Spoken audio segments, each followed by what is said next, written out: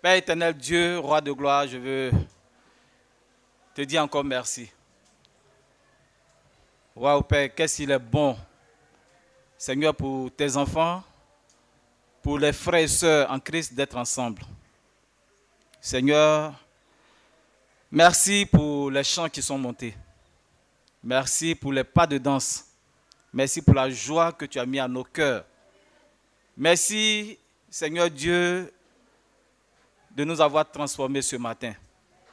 Rien que par la louange, Seigneur, tu nous as fait déborder de joie, d'énergie, et cela est à ton honneur et à ta gloire. Nous sommes là ce matin par ton nom. Et nous voulons, éternel mon Dieu, mon roi, te donner toute la gloire qui t'est due. Merci pour ce matin. Merci pour ce culte. Seigneur Dieu Tout-Puissant, c'est toi qui disposes de toutes choses. Et je te prie, Père de gloire, que tu disposes de nos cœurs. Que tu, éternel Dieu Tout-Puissant, nous rendes capables, Père, de te servir en tout temps, en tout lieu. Que tu nous rendes capables, Seigneur, de recevoir ta parole et de la comprendre pour que nos vies soient transformées. Ce matin, je me présente à toi, Seigneur Dieu, fragile et faible. Seigneur, ne sachant quoi dire. Tu me connais, tu sais qui je suis. Tu sais, éternel mon Dieu, mon roi, que pour moi, prendre la parole est difficile. Mais je te prie que ce matin, ce soit ton esprit qui nous parle. Que ma personne soit effacée. Que l'assistance même, Seigneur Dieu Tout-Puissant, oublie tout ce qui peut l'environner, afin que nous soyons entièrement concentrés sur ta parole. Merci pour tout, merci pour ta grâce. Béni soit ton nom, au nom de Jésus-Christ. Amen. Soyez les bienvenus à ce culte spécial. Amen, frères et sœurs. Nous sommes à notre culte de moisson, qui a été annoncé depuis plusieurs jours, frères et sœurs. Et j'ai ce privilège, je dirais cette lourde tâche, frères et sœurs, de nous entretenir, de nous encourager. Amen, frères et sœurs. Et Dieu m'a mis à cœur de partager sur notre apport à la vie de l'Église. Amen. Et j'ai ainsi mis pour titre le principe de la contribution. Le principe de la contribution. Nous allons lire Matthieu 20, du verset 20 au verset 28. Matthieu 20, du verset 20 au verset 28. Je lis la parole de Dieu. Alors la mère des fils de Zébédée s'approcha de Jésus avec ses fils et se prosterna pour lui faire une demande. Il lui dit, « Que veux-tu ? Ordonne, lui dit-elle, que mes deux fils que voici soient assis dans ton royaume, l'un à ta droite et l'autre à ta gauche. » Jésus répondit, « Vous ne savez ce que vous demandez. Pouvez-vous boire la coupe que je dois boire ? » « Nous le pouvons, dit-il. Et il leur répondit, « Il est vrai que vous boirez ma coupe, mais pour ce qui est d'être assis à ma droite et à ma gauche, cela ne dépend pas de moi et ne sera donné qu'à ceux à qui mon Père l'a réservé. » Verset 24. Les 10, c'est-à-dire les 10 autres disciples, ayant entendu cela, furent indignés contre les deux frères. Jésus les appela et dit, « Vous savez que les chefs des nations les tyrannisent et que les grands les asservissent. Il n'en sera pas de même au milieu de vous. Mais quiconque veut être grand parmi vous, qu'il soit votre serviteur. » Verset 27. « Et quiconque veut être le premier parmi vous, qu'il soit votre esclave. C'est ainsi que le Fils de l'homme est venu, non pour être servi, mais pour servir et donner sa vie comme la rançon de plusieurs. Amen, frères et sœurs. Vous savez, selon le texte que je viens de lire, nous avons deux frères parmi les disciples de Jésus-Christ, Jacques et Jean, dont la mère vient se présenter devant le Maître, devant le Seigneur Jésus-Christ avec ses deux fils, comme toute bonne mère l'aurait fait. Amen, frères et sœurs. Ce qu'une mère veut, c'est un meilleur avenir pour ses enfants. Donc, en bonne mère, elle prend ses deux fils, elle se présente devant le Seigneur et elle va faire une demande. Et la demande, c'est que ses deux fils soient assis dans le royaume de notre Seigneur, quand il sera sur son trône, que les deux fils soient assis l'un à sa droite et l'autre à sa gauche. C'est vrai que Jésus va dire que ce n'est pas à lui de décider. Moi, personnellement, j'ai été touché par la foi de cette mère. Amen, frères et sœurs. Cette demande montre qu'elle croit en Jésus-Christ. Elle a écouté les enseignements de Jésus, du Seigneur Jésus-Christ, et elle sait que le Seigneur va régner. Amen, frères et sœurs. Elle sait que le royaume des cieux attend les disciples. Et elle sait que le Seigneur sera dans sa gloire. Donc, elle anticipe et elle demande que ses enfants, ses deux fils, soient assis à la droite et à la gauche du Seigneur Jésus-Christ. Mes frères et sœurs, ce n'est pas là que je vais attirer notre attention. C'est sur l'indignation des 10 autres. Amen. Qu'est-ce que leur indignation laisse entrevoir? En réalité, ils ont compris derrière cette demande, ils ont compris de quoi il s'agissait exactement. Cette demande, frères et sœurs, trahit en réalité la position de grandeur parmi les disciples. Quand nous avons une autorité qui vient officier par exemple à une réunion ou bien à un événement important, ses plus proches collaborateurs seront, frères et sœurs, les personnes qui sont, je dirais peut-être à égale valeur, ou bien juste après le maître, après l'autorité, les autorités qui suivent directement. Amen, frères et sœurs. J'espère qu'on se comprend.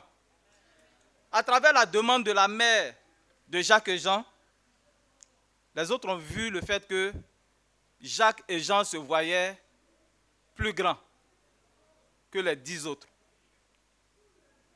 Amen, frères et sœurs. Leur mère voulait que Jésus les considère comme plus élevés, plus grands, ayant plus de valeur, bon, je ne dirais pas valeur, mais ayant une position plus honorifique que les 10 autres. Et ils se sont sentis mal avec. Parce qu'en fait, nous tous, il nous a tous appelés. Nous les 12, il nous a tous appelés. Amen, frères et sœurs. Jésus va saisir l'occasion. Il va saisir cette occasion pour donner un enseignement qui sert non seulement aux 12 qui étaient en face de lui, mais à tous les disciples de Jésus-Christ. Les plus grands parmi les disciples de Jésus-Christ ne sont pas ceux qui ont un titre élevé, ne sont pas ceux qui sont nantis dans la société, mais c'est ceux qui servent. Amen, frères et sœurs. Ceux qui servent, ceux qui apportent leur contribution, c'est ceux-là qui sont valorisés aux yeux de Dieu. C'est ceux-là qui sont grands aux yeux de Dieu. Amen, frères et sœurs. Donc Jésus nous interpelle, nous tous. À travers cet enseignement, il nous montre que celui qui est grand aux yeux de Dieu, c'est celui qui se fait l'esclave de tous. C'est celui qui se met à servir l'Église. Et de là, je tire cette conclusion, ou si vous voulez, cette conviction, c'est que la valeur d'un disciple se mesure à sa contribution à l'avancement du royaume de Dieu. Amen, frères et sœurs. Un chrétien n'a de la valeur devant Dieu que si ce chrétien, si ce disciple-là se donne corps et âme pour que l'Église progresse, pour que le royaume de Dieu progresse. Et selon le Seigneur, frères et sœurs, celui qui donne ou se donne pour l'œuvre de Dieu reçoit plus d'honneur et plus de bonheur que celui qui reçoit. Amen, frères et sœurs. Lisons Acte 20, verset 35. Acte 20, à partir du verset 35.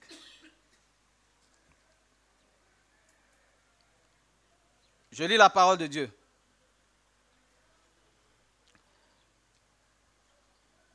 Je vous ai montré de toute manière que c'est en travaillant ainsi qu'il faut soutenir les faibles et se rappeler les paroles du Seigneur qui a dit lui-même, il y a plus de bonheur à donner qu'à recevoir.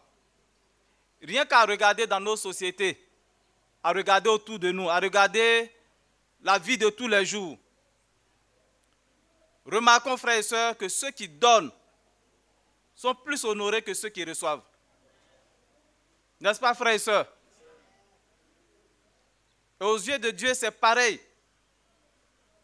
Les disciples qui donnent pour l'Église, qui se soucient du royaume des cieux, qui donnent pour que le royaume avance, reçoivent plus d'honneur devant Dieu. Nos plus belles journées, en réalité, frères et sœurs, n'ont pas été celles où nous avons reçu. Mais la plus belle journée d'un disciple, c'est celle où il a donné, où il s'est donné pour quelqu'un, où il a encouragé quelqu'un à vivre sa foi, où il a aidé quelqu'un à soulager une épreuve, une peine. Amen, frères et sœurs. Ce qu'on nous donne peut-être produit l'effet de quelques instants. Un exemple simple. Supposons que je sois dans le besoin et que je reçoive une somme quelconque de la part d'un frère, de la part de quelqu'un. Ça va me réjouir, n'est-ce pas, frères et sœurs? Mais quand j'aurai utilisé cet argent-là pour le besoin pour lequel je l'ai reçu, et que l'instant d'après, les jours d'après, le besoin se représente, la joie où j'ai reçu l'argent, la joie de cette époque-là est déjà passée. Amen, frères et sœurs. Mais celui qui donne et qui sait que ce qu'il a donné a réglé un problème dans la vie de quelqu'un d'autre, sa joie demeure. Amen, frères et sœurs. Et l'Église du premier siècle, les premiers disciples avaient compris cela. Et ce qui faisait la force de cette Église-là, au premier siècle, c'était la contribution des disciples. Acte 2, versets 44 à 45. C'est le principe de la contribution qui a fait la force de l'Église du premier siècle. Tous ceux qui croyaient étaient dans le même lieu et ils avaient tout en commun. Ils vendaient leurs propriétés et leurs biens et ils en partageaient le produit entre tous, selon les besoins de chacun. Amen, frères et sœurs. Par cette façon de vivre leur foi, par cette façon de soutenir l'Église, par cette façon d'apporter leur contribution à l'Église, bien qu'étant persécutés, l'Église a pu tenir bon. Parce que ceux qui étaient dans le besoin n'étaient pas ébranlés, n'étaient pas tentés de retourner dans le judaïsme. Pourquoi? Parce que l'Église prenait soin. Amen, frères et sœurs. Parce que tous avaient compris qu'il fallait se soutenir, il fallait apporter sa contribution pour que le nom de Dieu soit glorifié. Et frères et sœurs, nous concernant, il faut que nous comprenions que dans la vie de l'Église, il y a trois aspects de la vie de l'Église à travers lesquels nous ne pouvons pas ne pas contribuer. Et si notre contribution, si notre participation dans ces aspects-là fait défaut, non seulement cela ralentit la croissance de l'Église, amen, mais c'est nous-mêmes qui nous présentons en déshonneur devant notre Seigneur. Amen, frères et sœurs. Et l'un de ces aspects, frères et sœurs, c'est la communion fraternelle. Nous restons toujours en Acte 2, à partir du verset 42 à 43. Acte 2, verset 42. Ils persévéraient, c'est-à-dire les premiers disciples. Quand l'Église a été constituée après le départ de Jésus, les premiers disciples persévéraient dans l'enseignement des apôtres, dans la communion fraternelle, dans la fraction du pain et dans les prières. Amen. Verset 43. La crainte s'emparait de chacun et il se faisait beaucoup de prodiges et de miracles par les apôtres. Frères et sœurs, la communion fraternelle est un aspect important de la vie de l'Église. Et quand je parle de communion fraternelle, c'est dans tous les aspects de la relation, des relations entre nous, entre disciples.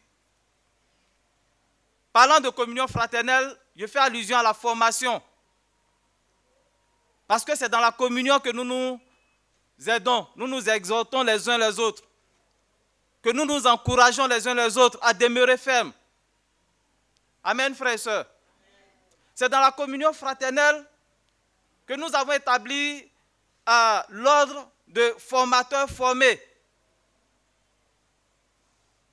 Nous savons, en toute société humaine, les conflits sont inévitables. Amen, frères et sœurs. Les conflits sont inévitables. Mais si nous n'appliquons pas ce principe qui nous demande de contribuer à la vie de l'Église, si au moindre choc, à la moindre frustration, je rentre dans mon camp, je me fais indifférent de tout ce qui m'entoure concernant l'Église. Frères et sœurs, nous ne sommes pas en train d'honorer Dieu. Nous ne sommes pas en train de contribuer à la croissance de l'Église. Malheureusement, cela est déjà arrivé dans l'Église et continue de se produire. Pour des frustrations, à un moment donné, notre présence au culte devient, je vais dire qu'on peut compter. Amen, frères et sœurs. Notre contact avec les frères et sœurs est limité. Notre joie de nous retrouver dans l'assemblée, dans la famille sainte de Dieu, dans l'assemblée de Dieu, est limitée. Et toutes les fois où tu es venu avec ce cœur d'amertume, où tu t'es senti blessé, et pour cela tu es resté dans ton coin, tu n'as pas contribué. Tu ne t'es pas fait serviteur. Amen, frères et sœurs. Un serviteur, et frères et sœurs, je nous encourage à ça. Nous sommes esclaves pour Dieu. Nous sommes esclaves pour Jésus-Christ. Nous sommes serviteurs pour Jésus-Christ. Et un serviteur ne se plaint pas. Amen, frères et sœurs. Mais si nous oublions qui nous emploie, qui nous a appelés, parce que la Bible dit qu'il aura beaucoup d'appelés. Si nous oublions qui nous a appelés, nos frustrations auront un impact négatif sur nous par rapport à l'Église. Amen. Voilà pourquoi dans l'Église, dans nos rapports les uns avec les autres, Jésus nous demande de pardonner, d'être disposé au pardon, bien avant même que le fautif ne vienne s'excuser. De sorte que tant que ce n'est pas encore fait, tu vis ta foi dans la gloire de ton Seigneur. Amen, frères et sœurs. Il le dit en Matthieu 20 que nous avons lu. Il dit, n'est-ce pas que c'est le maître qu'on sert, mais moi je suis parmi vous comme un serviteur. Le Seigneur nous a donné un modèle. Sa contribution à ce que nous sommes aujourd'hui, vous et moi, sa contribution à ce que nous sommes, enfants de Dieu aujourd'hui là, a été de donner sa vie pour nous. Il était sur la croix quand ceux même pour qui il mourait se moquaient de lui. La Bible dit que même sa communauté ne l'a pas reconnu. Ses compatriotes l'ont rejeté. Et je peux dire que Dieu pleure. Amen, frères et sœurs. Si celui qui a vu Jésus-Christ a vu Dieu, le Père et moi nous sommes un, et que Jésus peut frémir au-dedans de lui-même, il peut verser des larmes sur Jérusalem. Dieu pleure quand nos relations ne sont pas bonnes. Et toutes les fois où ta blessure, ton amertume t'a isolé, Dieu a été triste. Parce que ta petite contribution, qui n'a pas été là où elle aurait dû être, a en quelque sorte freiné ou ralenti l'avancée de l'Église, l'avancée du royaume de Dieu. C'est pourquoi, frères et sœurs, nous devons nous battre pour comprendre qui nous sommes. Et devant Dieu, qu'est-ce que nous faisons? Qu'est-ce que nous avons à faire? Quel est notre rôle? Nous sommes dans l'Église, pas pour qu'on nous serve, mais nous sommes dans l'Église pour servir, pour donner notre vie pour les autres.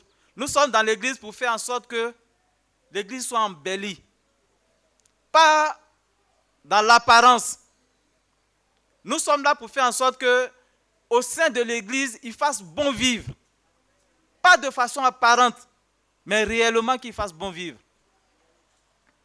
Et c'est au sein de l'Église qu'il doit avoir la confiance. Amen, frères et sœurs. La confiance, la tolérance, le pardon. C'est dans l'Église que cela doit être cultivé. Et cela va demander la contribution de chacun d'entre nous. Amen, frères et sœurs.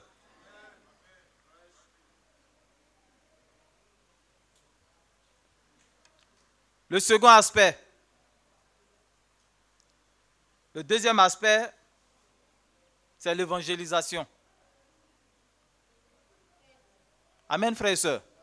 C'est pourquoi, la semaine dernière, nous encourageons chaque frère et sœur à participer à cette vie de l'Église en rendant visite, en prenant les nouvelles les uns des autres, en visitant les malades, en priant les uns pour les autres, mais surtout en nous pardonnant. En nous pardonnant. Amen, frères et sœurs. Jésus a subi tellement. Mais s'il dit qu'il est un modèle pour nous, il est le modèle que nous devons imiter, c'est que nous pouvons le faire. N'oubliez pas qu'il a la nature de Dieu. Et la Bible dit que pour mieux nous comprendre, afin de nous défendre auprès de Dieu, il a pris la nature humaine. Donc il est venu ressentir les mêmes choses que nous. Les émotions qu'on pourrait avoir dans nos rapports les uns avec les autres. Comment un être humain pourrait se sentir quand il est blessé? Quand on l'a offensé, qu'est-ce qui peut le traverser? Jésus a ressenti toutes ces choses. Et puis il nous a donné une vie à imiter. Il nous a donné le modèle à suivre. Et si lui, il est devenu homme pour nous montrer comment faire, c'est que toi et moi, on peut suivre ce chemin. On a en nous cette force-là de pardonner immédiatement. Amen, frères et sœurs. Beaucoup de personnes cherchent Dieu, sincèrement. Et ils cherchent le vrai Dieu, le Dieu de la Bible. Et ce Dieu-là, on peut le voir à travers la communauté que nous sommes. On peut le voir à travers notre communion fraternelle. Amen. Donc je disais, le second aspect, c'est l'évangélisation. Frères et sœurs, lisons Luc 10, versets 17 à 18.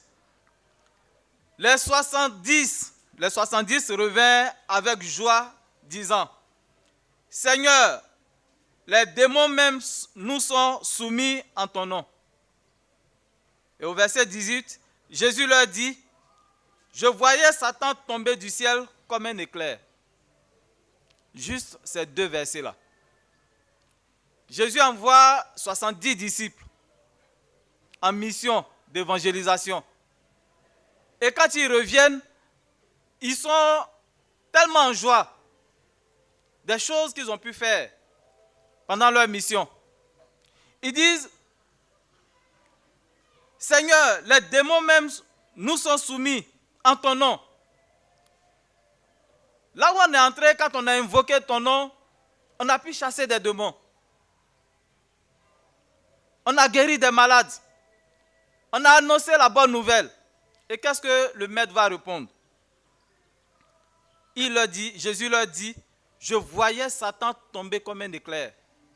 Frères et sœurs, nous ne maîtrisons peut-être pas les mystères que Dieu a mis dans l'évangélisation. Mais soyons certains, l'évangélisation fait reculer les ténèbres. Regardez, je ne sais pas si c'est en une seule journée, ou bien combien de temps ils ont mis dans la mission d'évangélisation. Mais Jésus dit qu'il voyait Satan tomber comme un éclair. Plus il y a de disciples qui se lancent dans l'évangélisation, plus le diable recule. Et si dans nos quartiers, dans nos maisons, nous voulons voir le pouvoir de Satan à terre, frères et sœurs, nous devons contribuer à l'évangélisation. C'est un message que Jésus nous donne. C'est une réalité qu'il nous présente. Plus nous répandons l'évangile, plus Satan, le pouvoir de Satan tombe. L'emprise de Satan sur les hommes et les femmes de la ville, du quartier, de la maison, de nos proches, s'atténue, diminue et disparaît, frères et sœurs. Autour de nous, frères et sœurs, beaucoup sont en peine. Dans les foyers, beaucoup sont en peine. Amen, frères et sœurs. Beaucoup ne savent même pas le chemin par lequel on passe pour aller à Christ. Beaucoup ne savent pas comment changer de vie. Nous avons autour de nous des fumeurs qui aimeraient arrêter de fumer. Des ivrognes qui aimeraient être sauvés de l'alcoolisme, mais ne savent pas comment. Amen, frères et sœurs. Des jeunes qui sont en train de s'adonner à la délinquance, à la boisson, et qui ne savent pas comment on arrête. Qui ne connaissent pas le véritable modèle de vie. Qui ne connaissent pas la vie sainte. Et c'est l'évangélisation qui permettra à Dieu d'atteindre ces personnes. L'évangélisation est la lumière du Seigneur qui va entrer dans ces vies-là et transformer ces vies. Amen, frères et sœurs. Comme le disait le Seigneur Jésus-Christ, Satan, il voyait Satan tomber comme un éclair. Pour exprimer la rapidité avec laquelle Satan est délogé et chassé de nos quartiers, de nos maisons, quand nous nous adonnons à l'évangélisation. Frères et sœurs, qu'en est-il? Qu'en est-il pour nous? Nos sœurs, bientôt vont avoir leur journée de la femme. Je sais qu'il y a une organisation tout autour. Il y a un programme, il y a un comité d'intercession, c'est ça? Il y a la prière. C'est vrai. La prière accompagne en réalité l'évangélisation. La prière soutient vos efforts. Mais est-ce que toutes les sœurs sont engagées? Est-ce que vous vous mettez ensemble? Est-ce que le cœur est porté à l'évangélisation? Est-ce qu'on comprend un peu le pouvoir que le Seigneur nous a donné en nous envoyant dans le monde aller évangéliser? Il y a des choses que le Maître ne fera pas à notre place. Il a dit à ses disciples, et à travers eux, à nous tous, nous avons reçu le pouvoir de marcher sur le pouvoir de Satan, sur toute la puissance de l'ennemi. Amen, frères et sœurs. Ne nous attendons pas à ce qui se lève encore, excusez-moi, pour venir prendre position pour nous défendre là où nous avons le pouvoir de remporter des victoires. Ne négligeons pas l'évangélisation, frères et sœurs. Et vous comprenez avec moi que quand sur 10 personnes, 10 disciples, je prends le cas d'une zone par exemple, nous sommes 10 dans la zone, nous avons un programme d'évangélisation et d'études bibliques. Sur les 10, quand il y a 5 qui ne répondent pas présents, le jour du rendez-vous, le jour où il faut aller évangéliser, quand il y a 5 qui ne répondent pas, la puissance qu'on aurait eue si on était tous les 10 présents sera réduite de moitié. N'est-ce pas, frères et sœurs? Maintenant, sur les 10, imaginez si c'est 3 qui se présentent, 3 personnes. Quel impact allons-nous avoir? Quel impact? Et ce matin, Dieu veut nous encourager à contribuer à l'avancement du royaume de Dieu. Quand l'église authentique, l'église qui marche selon les Écritures, l'église qui se bat, qui s'efforce de vivre selon la Bible, quand cette église-là grandit, c'est le royaume de Dieu qui progresse. Et dans le plan de Dieu, il faut que l'évangile atteigne les 4 coins du monde. Maintenant, ceux qui doivent être envoyés, quand ils ne sont pas en train de partir, à quel moment on va atteindre ces 4 coins? Ne soyons pas surpris que des gens se lèvent à l'improviste, des gens qui ne sont pas dans la vérité, se lèvent et répandent aussi des fausses doctrines. Ne soyons pas surpris qu'il y ait maintenant une prolifération d'églises. Amen, frères et sœurs. Si ceux qui doivent le faire n'ont pas le cœur de le faire, et il y en a qui voient en cela l'occasion de s'enrichir, ils vont en profiter. Aujourd'hui, on peut se servir de la Bible pour faire des cours, pour donner des cours de psychologie, des cours de développement personnel. Et les gens se font de l'argent. L'évangélisation est devenue un moyen de s'enrichir, de gagner de l'argent. Pendant ce temps, le message authentique est mis de côté. Et si ceux qui ont ce message-là ne se lèvent pas pour aller propager, pour aller annoncer, soyons certains qu'il y aura beaucoup de chrétiens en ville, mais des chrétiens hybrides. Des chrétiens mal formés, des chrétiens qui sont chrétiens que de titre, que de nom. Mais dans la pratique, ils ont régné, ils ont mis de côté ce qui fait la force du christianisme. Amen, frères et sœurs. C'est pourquoi nous devons apporter notre contribution à l'évangélisation. L'évangélisation fait partie de la vie de l'Église. Quelle est ta contribution, mon frère ou ma sœur? Et c'est ce que je disais tantôt. Au cours de la journée, au cours d'une seule journée, ce que tu donnes te donne plus de valeur que ce que tu reçois. Et nous, en tant que serviteurs du Seigneur Jésus-Christ, nous sommes là pour servir notre Maître. Nous sommes là pour donner la vie. Jésus avait la vie en lui. Et le fait que nous soyons en Christ, il nous a communiqué sa vie. Nous, à notre tour, nous devons aller communiquer cette vie-là, la vie éternelle à d'autres personnes. Il dit, vous déjà, vous êtes passé de la mort à la vie. Donc, en toi, logiquement, tu as déjà la vie éternelle. Et ce que le Maître te demande, c'est d'aller communiquer cette vie éternelle à d'autres personnes.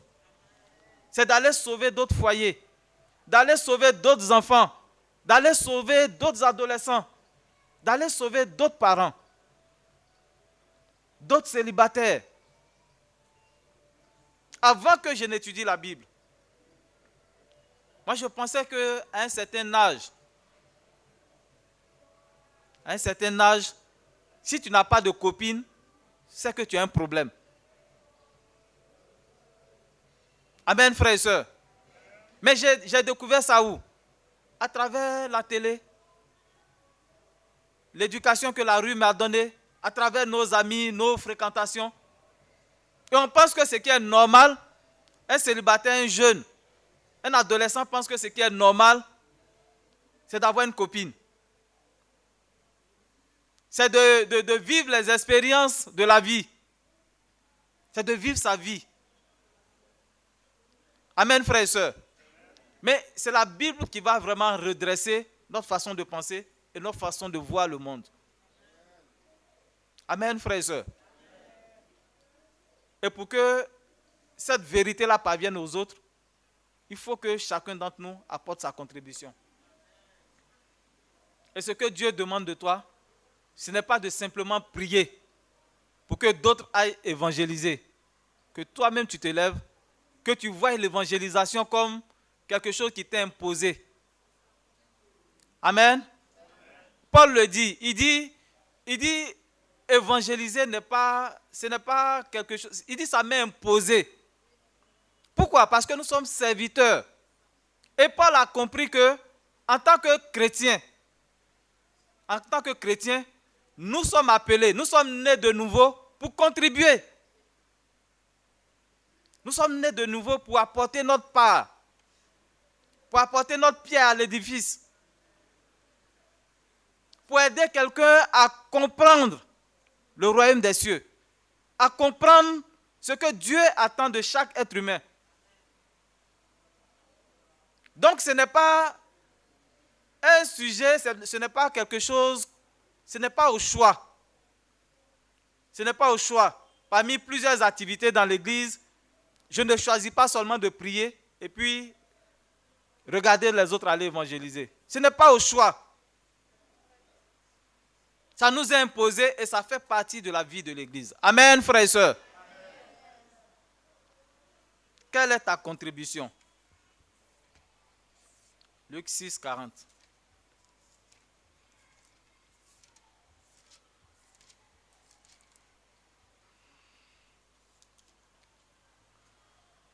Le disciple n'est pas plus que le maître, mais tout disciple accompli sera comme son maître. C'est pour cela que j'ai parlé de Jésus-Christ en tant que modèle de vie. La vie qu'il a amenée, le modèle qu'il a laissé pour nous, l'exemple qu'il nous a donné est le chemin par lequel nous devons passer pour aller au ciel. Et nous ne sommes pas plus grands que celui qui nous a appelés. Donc s'il nous a montré que lui qui est le maître, il se fait serviteur de nous tous, nous aussi nous devons être serviteurs les uns des autres. Et si tu es serviteur de ton frère et de ta soeur, c'est que tu es serviteur de l'église. Amen, frères et sœurs. Tous ces passages nous montrent qu'en fait, nous devons contribuer, participer à la vie de l'église. Jean 17, verset 18.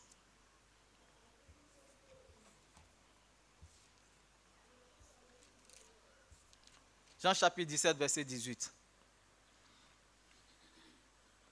Comme tu m'as envoyé, Jésus adresse cette prière à Dieu, son Père. Et il dit dans sa prière, comme tu m'as envoyé dans le monde, je les ai aussi envoyés dans le monde. Amen. Nous comprenons clairement que ce que nous sommes et ce que nous sommes appelés à aller faire vient du Seigneur. Donc quand on lance une campagne d'évangélisation, ce n'est pas du bon vouloir du pasteur ou bien du dirigeant de zone que cela est donné. Ce n'est pas pour punir qui que ce soit, mais c'est un ordre divin. Amen. C'est un commandement qui vient de Dieu. C'est l'obéissance. Nous obéissons non pas aux dirigeants, aux pasteurs, aux dirigeants de zone, mais nous obéissons à Dieu. Et ce à quoi Dieu s'attend, c'est que chacun d'entre nous apporte sa pierre à l'édifice. Par la grâce de Dieu, ce matin, frères et sœurs, Dieu nous a présenté 3 aspects de la vie de l'Église où il nous attend. C'est l'élan d'évangélisation. Amen. La communion fraternelle et puis nos offrandes. Faisons-en bon usage et que Dieu nous bénisse.